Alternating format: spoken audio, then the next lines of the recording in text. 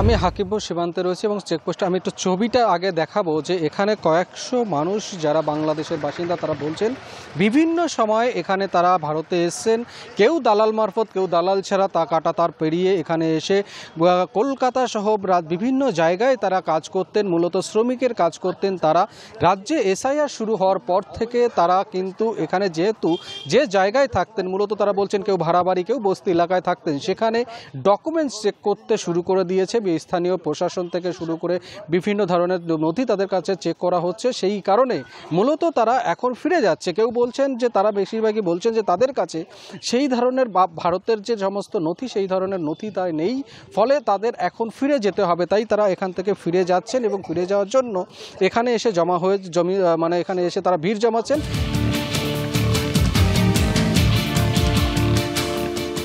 ভারত বাংলাদেশের বসিরহাট সীমান্তের হাকিমপুর চৌকি গত কয়েকদিন ধরেই এই সীমান্তে তোলপাড়। বাংলাদেশ ফিরে যাওয়ার জন্য গত কয়েকদিন হাকিমপুরে ভিড় জমিয়েছেন ছেলে মেয়ে, যুবক যুবতী, বৃদ্ধারা, সঙ্গে ব্যাগে যাবতীয় সম্বল। কারোর সঙ্গে দুধের শিশু, রয়েছেন অশীতিপর বৃদ্ধ। কিন্তু কেন হঠাৎ করে হাকিমপুরে এই ব্যস্ততা কেন?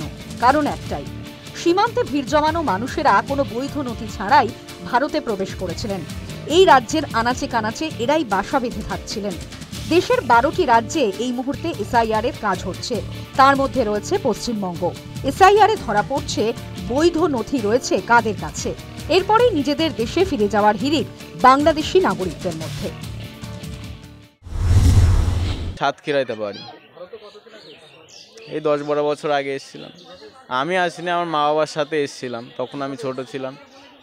এখন বর্তমানে দুটো রাস্তায়, একটা দালাল ধরে, একটা নিজের মতো আসা। তো আমরা নিজের মতো এসেছিলাম, দালাল ধরার টাকা আমাদের কাছে তখন ছিল না।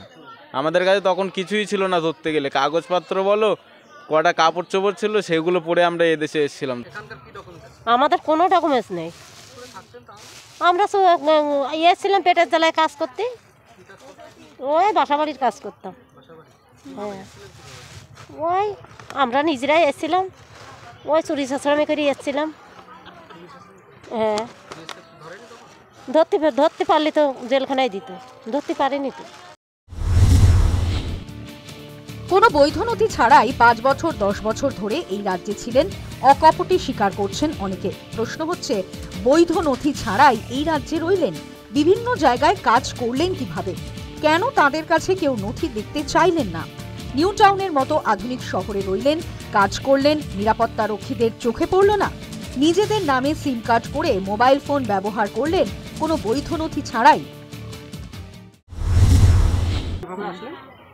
ওইরকম ভাবে এক কাকা, ওইরকম আমরা দুইজন আইলাম চুরি করে এরা ওইরকম চুরি করে আইছি। এখানে কোথায় থাকতেন? দুর্গানগর।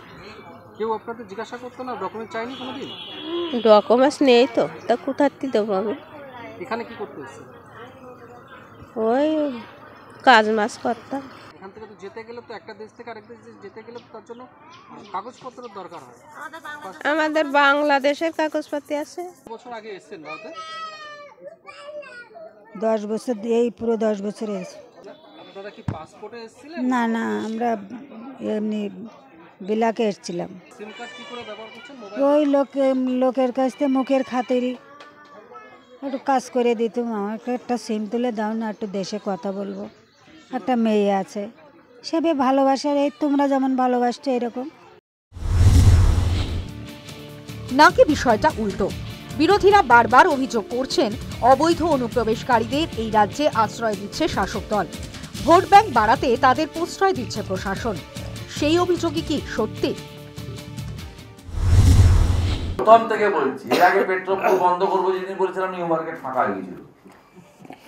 এখনো বলছি, পালা। আমার এলাকা নন্দীগ্রামের গড় চক্রবেড়িয়াতে 4টে ধরা পড়েছিল। আমাকে লোকাল ছেলেরা জিজ্ঞেস করলো কি করবো, আমরা নৌকায় তুলে দাও।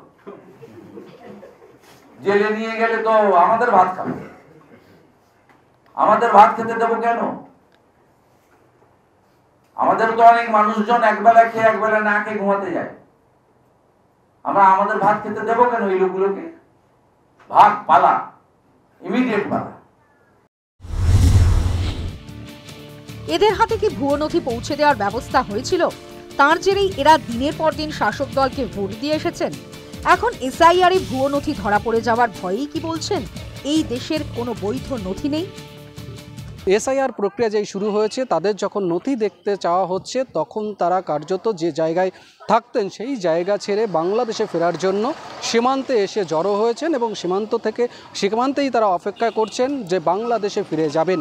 এবার এখান থেকে প্রশ্ন যে প্রশাসন এদের নিয়ে ঠিক কোন রাস্তায় হাঁটে, তাদের কিভাবে বা বাংলাদেশে ফিরে পাঠানো হয় নাকি এদের গ্রেপ্তারের কোনো প্রক্রিয়া শুরু হয়, সে বিষয়ে নজর থাকবে আমাদের। উত্তর 24 পরগনা থেকে উৎসব মণ্ডল, নিউজ টাইম।